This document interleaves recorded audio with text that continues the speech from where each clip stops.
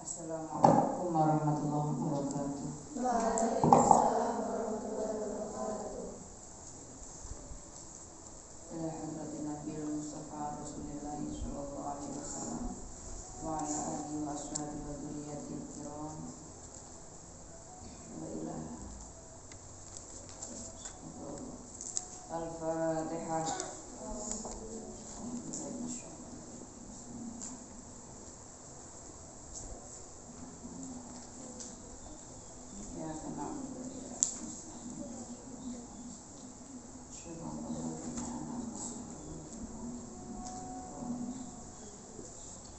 Anak-anak, pada kesempatan pagi hari ini saya akan mengupas tentang bagaimana hukum membuang sampah sembarangan. Bagaimana hukum membuang sampah sembarangan?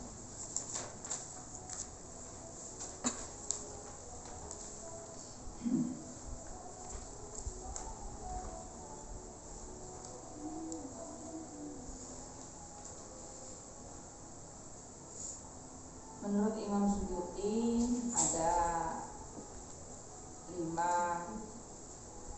hal yang mendasar tentang kemaslahatan manusia yang biasa dengan dinamakan maqasidus syariah. Maqasidus syariah. Jadi ada 5, yaitu hifdzuddin. Sudah pernah saya ulas pertemuan yang kapan hari itu. Hifdzuddin, hifdzun nafsi, hifdzun nasli, hifdzul mal, hifdzul akli. Sudah ya catatan kalian? Ya, ada 5 kan ya. Yang pertama apa? Hifdzuddin, Hifdzuddin, menjaga agama. Yang kedua, hifdzun nafsi, menjaga jiwa. Kemudian hifdzun nasli, menjaga keturunan. Hifdzul mal, menjaga harta. Hifdzul akli, menjaga akal. Jadi didasari oleh 5 tadi itu, kebutuhan primer. Semua aspek harus dilihat dari 5 itu. Kemudian di dalam Al-Quran juga disebutkan wa ahsin kama ahsanallaha ilaika wa la tabghil fasada fil ardi innallaha la yuhibbul mufsidin. Jadi dari apa yang sudah saya sampaikan di atas tadi, itu membuang sampah sembarangan ya hukumnya haram. Membuang sampah sembarangan adalah hukumnya haram. Membuang sampah sembarangan hukumnya haram. Karena apa? Ketika kalian membuang sampah sembarangan, maka di situ ada faktor yang merugikan orang lain. Contoh, kalian membuang sampah kulit pisang. Ya. Kamu buang dengan seenaknya, makan dengan jalan gitu ya. Kemudian dikupas, kemudian kulitnya dibuang. Ternyata ketika kalian membuang kulit pisang, itu di belakang ada orang jalan. Kira-kira yang terjadi apa? Kepleset. Nah ini kan namanya membahayakan orang lain. Sama halnya ketika kalian membuang sampah tidak pada tempatnya, sembarangan lah, maka ada orang lain yang terkena dampak tersebut. Contoh, membuang minuman, habis minum botolnya dibuang, terus ada orang kepleset. Botolnya sih tidak seberapa, bahkan di harganya juga tidak ada harganya. Tapi ketika orang lain jatuh, maka yang ada adalah patah tulangnya mungkin karena jatuhnya tidak tepat, tidak pas. Mungkin juga kakinya keseliu. Mungkin juga sampai gagal otak, kemungkinan juga. Karena yang dibuang ini yang sifatnya agak bahaya seperti minyak. Sampah ini jangan diartikan hanya sampah yang kalian mengkonsumsi plastik atau kertas, tidak. Yang termasuk sampah itu kan apa definisi sampah itu? Suatu hal yang Definisi tidak sampah itu apa? suatu hal yang dipergunakan Sesuatu hal yang dianggap tidak berguna hal lagi bagi kehidupan yang manusia. Tidak sudah tidak bisa digunakan kembali. digunakan. Atau kalau kalian membeli makanan, maka yang diambil adalah makanannya, plastiknya dibuang. Kemudian seperti jelantah itu juga kategori sampah. Ya, kenapa? Karena jelantah itu definisinya ya minyak yang sudah digunakan berulang-ulang, sehingga warnanya pun sudah berubah hitam. Ya, ini bahaya untuk lingkungan jika dibuang sembarangan, juga bahaya pada diri manusia. Anak-anak, ketika ada hal dan haram, maka di situ ketika dinyatakan haram pasti ada sesuatu yang merugikan diri manusia. Itu pasti. Kalau sudah dinyatakan halal, maka itu bermanfaat untuk diri manusia. Khamar haram, kan begitu.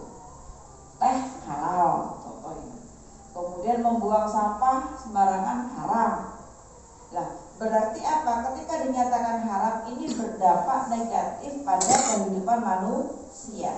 Yang mana ketika kita mencintai alam, kita tidak bisa melihat hari ini bagus tidak, hari ini sudah ada hasilnya tidak. Contoh, ketika kalian menanam, tidak mungkin tanaman itu satu hari langsung berbuah.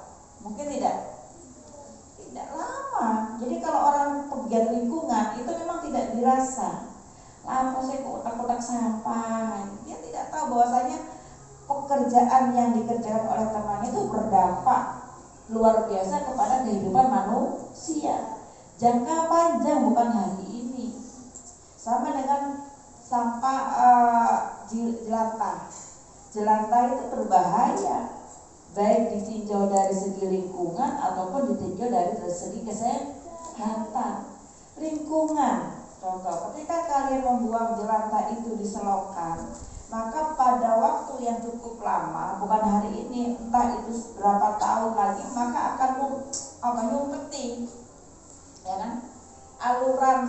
Aliran tadi itu atau pipa itu akan menjadi tertutup nyumpeti. Karena apa? Minyak itu menjadi kerak nempel, sehingga saking seringnya membuang sampah yang berupa jelantah di aliran cucian piring, itu akan menyulitkan kepada siapa? Manusia. Kalau sudah butuh, sing bingung sopo? Menungso kan? Ya, masa mau bikin lagi cucian piring kan tidak, pasti manggil tukang. Kalau sudah manggil tukang pasti ngeluarin uang. Itu lama gitu loh.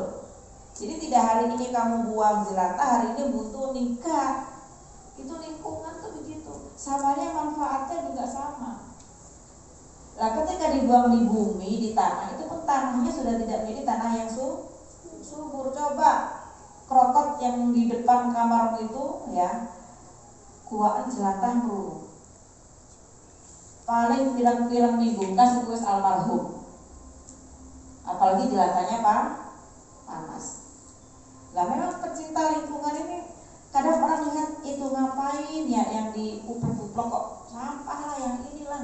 Dia tidak tahu bahwasanya apa yang sudah dilakukan oleh temannya ini berdampak pada dirinya. Coba kalau pondok kamu kotor, ada satu orang yang senang bersih, yang 50 atau 60 senang rusuh. Lah yang kena bersih itu otomatis dia terkena dampaknya. Masa kata bendina diisi ngersih, kan begitu. Jika tidak ada yang membersihkan kamar mandi itu tidak dikasai, ya, dikasai. Yang terjadi adalah dia pasti membahayakan manusia. Yang terjadi ketika kamar mandi tidak dibersihkan, maka ketika licin itu yang kena dampak paling bahaya siapa? Manusia. Kamu kepreset tembok, gagal otak, hanya gara-gara tidak mau membersihkan. Dia yang diatau ini kebetulan anak yang rajin, ya kan, tetap aja dia terdampak kan, begitu.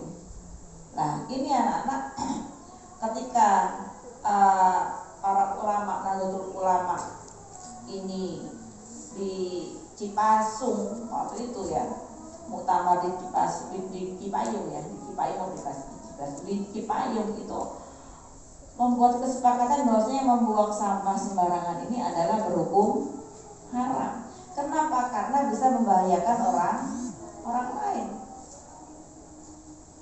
Kamu buang pembalut lah sembarangan, habis kamu pakai diucalong orang di gideng ya, kena kepala temennya, gak dicuci lagi. Kira-kira nih orangnya yang kena pembalutmu tadi itu marah-marah atau enggak? Bisa diperkara marah menunggu penjara 10 tahun ya kan?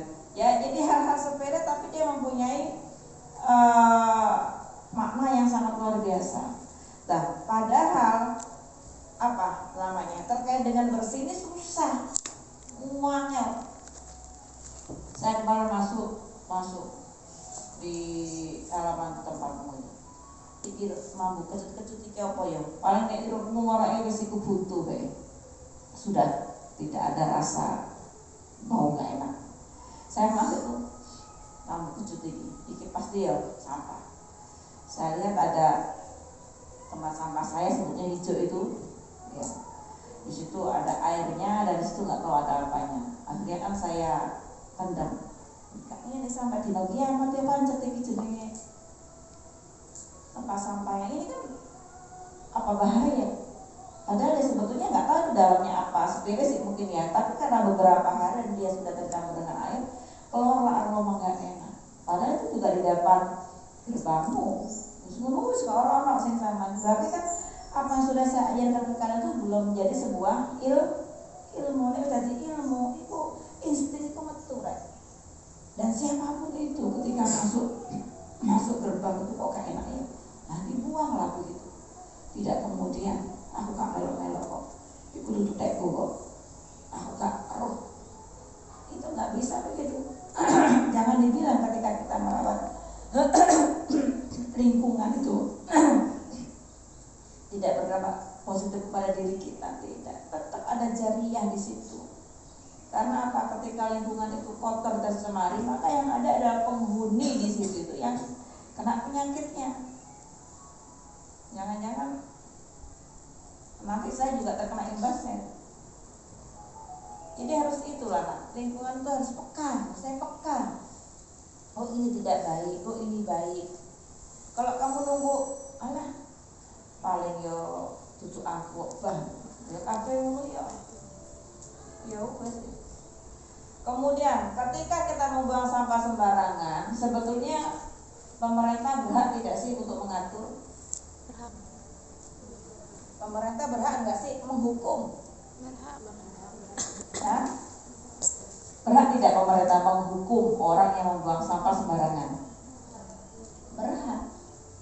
Ya kak ini soal apa pemerintah melok-melok urusan sampah barang membuang sampah? Berhak nak. Kenapa? Innallaha la yaz'u bisultan ma la yaz'u bil Qur'an. Jadi ketika tidak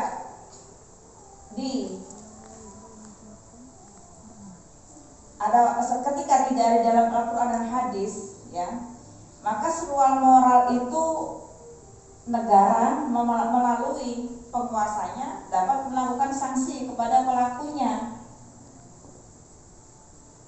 Ya, jadi kalau innallaha la yaz'u bisultan ma la yaz'u bil Qur'an, yang tidak ada di dalam Al-Qur'an, maka penguasa itu atau melalui penguasa dapat melakukan sanksi kepada pelakunya. Karena itu sudah banyak peraturan daerah namanya perda. Di Jombang ini ada perda, peraturan daerah tentang sanksi orang yang membuang sampah sembarangan? Ada. Ya ada, ya. Tapi semuanya itu kan masa iya mau dikasih CCTV satu orang kan mungkin. Salah satunya adalah ketika orang membuang sampah di aliran sungai, maka siapa saja yang tahu kemudian dia memoto, mendokumentasikan dengan foto, kemudian foto itu dikirim ke DLH, Dinas Lingkungan Hidup, maka yang moto itu dapat uang. Kalau di Jombang 50.000, lumayan sewa motor itu 50.000. Tapi ya gitu, aku untuk genteni yang pinggir kali ya, pinggir kali terus nang rumbuk nek ana wong foto ya gak kalem lah wong gua sama sembarangan lu ana sing mutu, iso sama ditonya bareng ya. Jadi mengumpet gitu supaya nggak ketahuan kalau dia difoto. Tapi ketika kamu punya bukti itu, maka orangnya akan dipanggil. Dan dia akan dikasih denda lah, dikasih sanksi yang bang. Kenapa di aliran sungai? Karena aliran sungai itu hanya hidup manusia, banyak ya di sungai itu. Bukan hanya manusia tapi juga ikan kan ya. Kalau sudah sungai dan laut dipenuhi dengan sampah, maka hal yang paling atau dampak yang paling dirasakan terkait dengan pencemarannya adalah manusia. Maka itu perda-perda itu sorot diatur nang Quran hadis ya, berarti ya negara harus mengaturnya melalui siapa yang mengelola itu muasanya. Ya, itu yang terkait dengan apakah negara mempunyai andil dalam itu ya, bisa memberikan sanksi. Kemudian aspek-aspek yang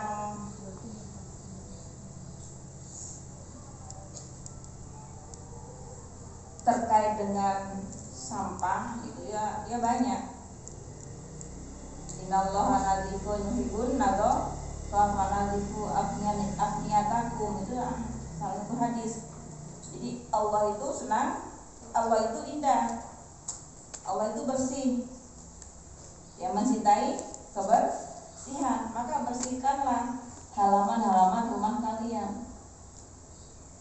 Halaman-halaman rumah kalian. Nah, ketika kalian melihat kemarin Ibu itu kok pohon dipotong pohon depan tangga itu.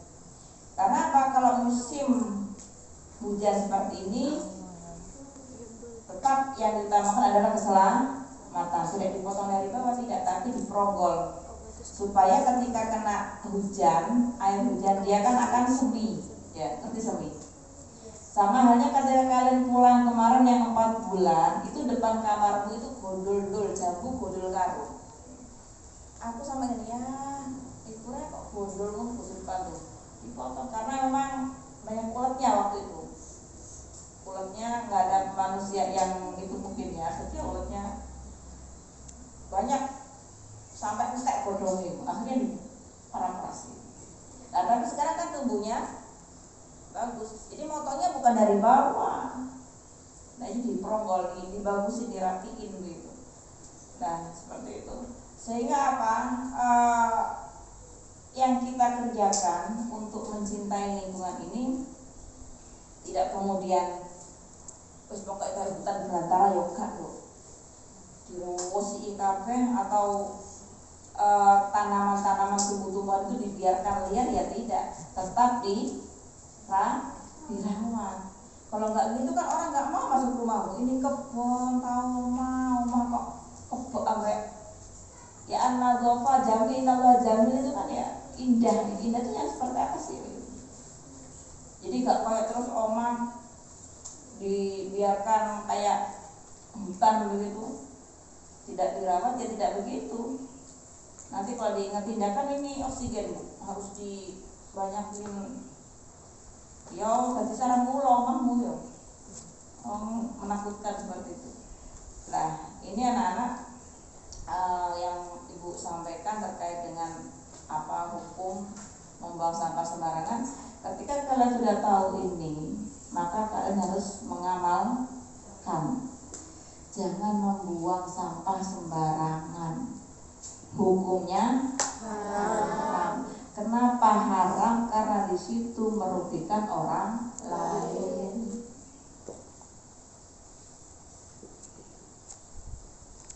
Apapun bentuk sampahnya, mau sampah plastik, sampah kertas, sampah jelantah, dan ternyata sampah-sampah itu memberikan manfaat kepada manusia. Jelantah itu ibu sekarang bikin komunitas jengkos malam. Jelantah membangun komunitas pesantren, madrasah dan sekolah. Jenenge jengkos malam. Api ya. Jengkos malah jelantah membangun komunitas pesantren, madrasah dan sekolah. Dan ternyata jelantah itu kalau dijual harganya mahal. Ini Pak ya sampah saja. Berapa 1 kilonya? 3.000 1 kilonya.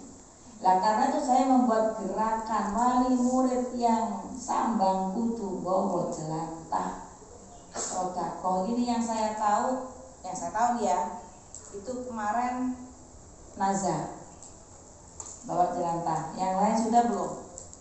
Munah deh enggak, tak munah bawa ya. Itu harusnya difoto ketika ngerahin apa itu diperlu difoto kan ibu aja ini enggak dokumentasi siapa bawanya sak piro sak drum bawa siapa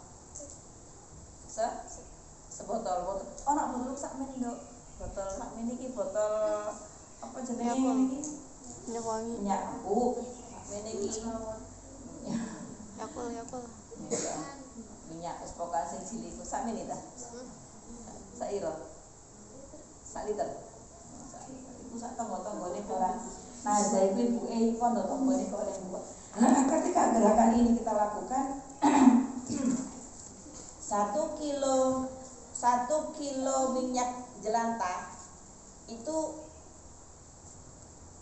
melukai 1 juta makhluk. 1 kilo ya. Kalau umpamanya gerakan ini berhasil ya, nah sodako jelantah ini akan menjadi sebuah gerakan yang luar biasa, bukti nyata kita mencintai lingkungan. Jadi semuanya pokoknya terkait lingkungan terus kita kita ramuti. Dan jelantah itu tempatnya juga tidak terlalu ya kayak sing sampah plastik itu kan dia nyumpuk ya boleh panggon itu lah yo itu di sana di kali. Kalau jelantah kan cukup dimasukin botol gitu sudah. Buat apa bu? Buat biodiesel. Karena itu mahal 1 kilonya 3.000. Kalau umumnya sampai kita mengumpulkan 2 ton aja. Duitnya buat apa bu? Buat beli minyak lagi ya kak ulang pakai minyak lagi. Duitnya dibuat dengan lingkungan karena akadnya sodako ya tidak bisa kembali uang untuk yang memberikan kembali ke madrasah atau ke pesantren. Ya cukup sekian anak-anak.